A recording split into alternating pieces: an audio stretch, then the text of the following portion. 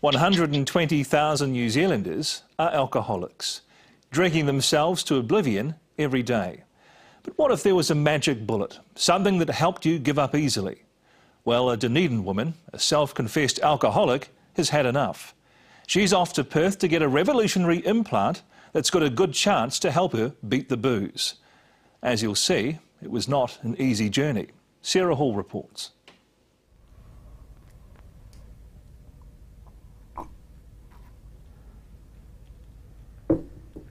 For tens of thousands of New Zealanders, it's their dirty little secret.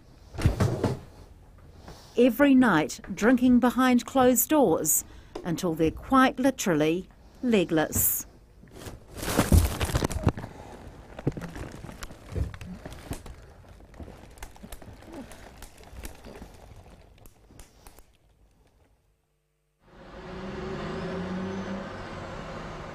By day, Teresa Crosby looks like any other middle-aged woman going about her business in Port Chalmers in Dunedin. Except it's only 2 o'clock. She's already drunk a bottle of wine and she's off to the supermarket to get more. So every day when you wake up, you start craving for a drink? Yeah, I do. Yeah. And I can normally last till about 12 o'clock and then it's all over. How much would you be drinking a day now? At the moment, a bottle a day, but it can get up to 2 bottles a day, depending on how I'm feeling. So how has it affected your life? Oh, hugely. I'm ruled by it. A few years back, Teresa was a heavy drinker, but a social drinker, consuming around 4 bottles of wine a week. She owned a cafe, was raising her 2 daughters. Her life by any standard was normal. I was very positive, outgoing, had a lot of faith in myself. But when her marriage collapsed 5 years ago, Teresa started drinking every day. Now she can't stop. I've tried many a time to stop. I last about 3 months and then I pick up again. What have you tried? I've been going to AA quite a bit and drug and alcohol counselling. And none of it has seemed to work for you? No, I just resort back to it, something chronic. Why do you think it doesn't work? I don't know. I often think that I don't try hard enough and that I'm not committed enough.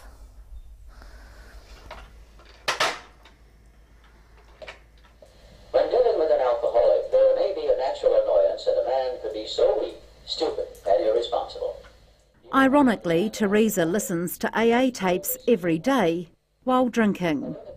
She hides her wine in a coffee mug in case someone unexpectedly comes to visit. No wonder an alcoholic is strangely irrational. Who wouldn't be? Are you honest with yourself about how much you drink?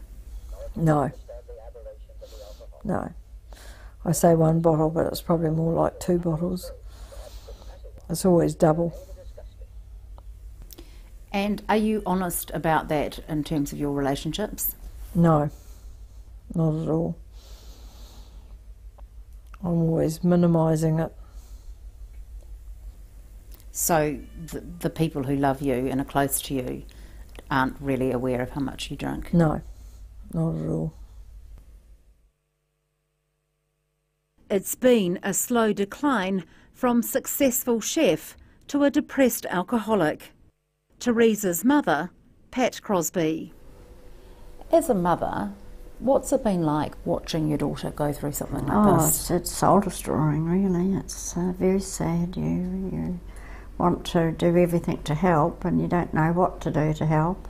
So what was Teresa like before the drinking took hold? Bright, happy, bright personality and very popular.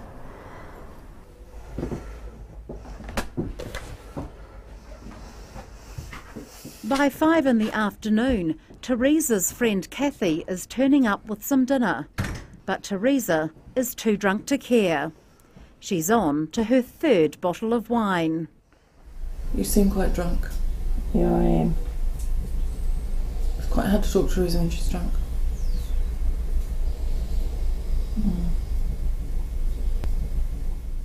Do you feel bad because you're drinking? Yeah, I do.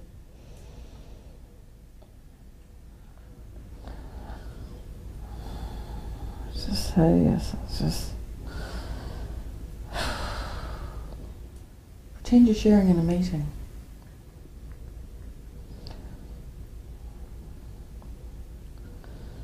I'm just sick of feeling so horrible.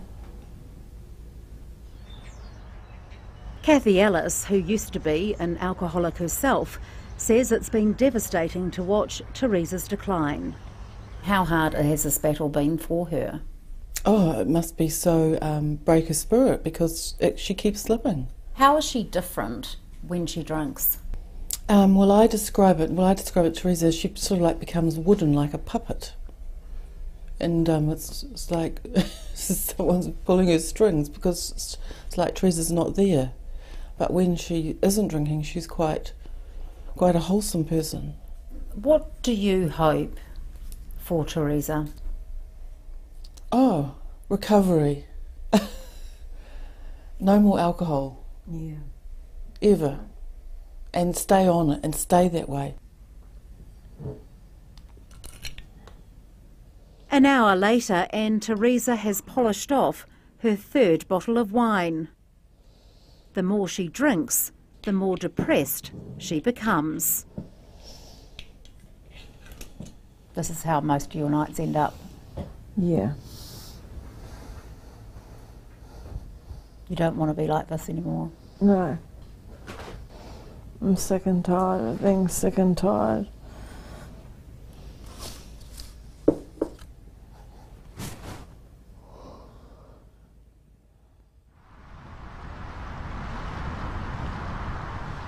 So Teresa has agreed to come to Perth with 60 Minutes to try a revolutionary treatment that could help her kick the habit. G'day. Hi. Oops.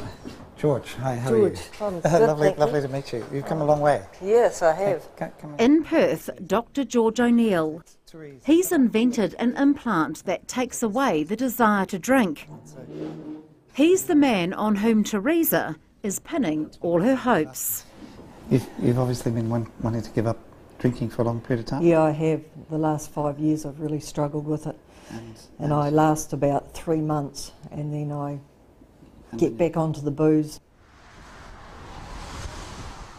People come from all over the world to the Perth clinic where Dr. O'Neill's implants work on both alcoholics and heroin addicts. He uses naltrexone, which blocks receptors in the brain, taking away the desire to drink or take drugs. Naltrexone is available in New Zealand, but only in oral form. The problem is that alcoholics forget to take their pills, or they stop taking them altogether.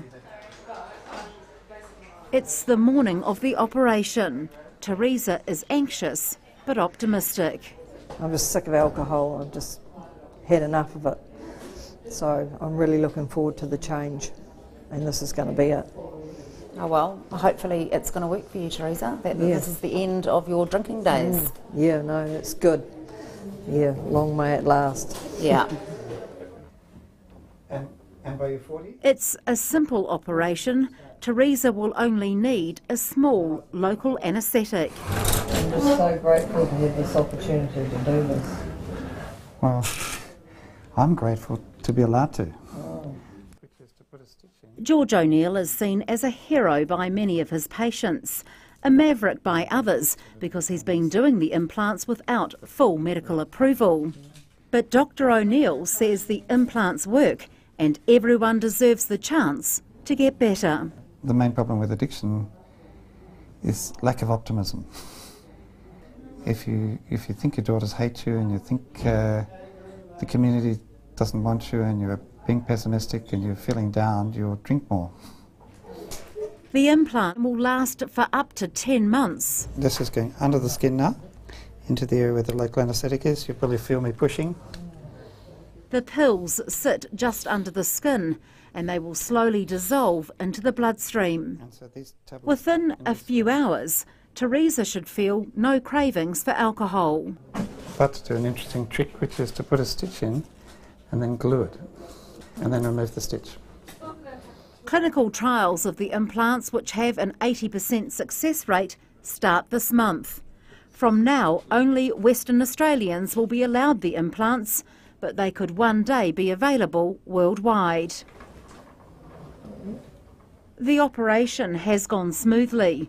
Now Teresa must wait and see whether it's worked. You can promise Bing. You've been promising me things. Promise Bing that you're going to be good for the next year. We're good for longer than a year.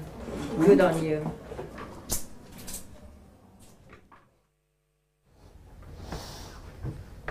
When we first met Teresa, she was consuming up to 3 bottles of wine a day, drinking herself into oblivion. Well, look at her now. Since the implant, she hasn't had a drink. She's got a new lease on life, is starting to look after herself, and even enjoys shopping again.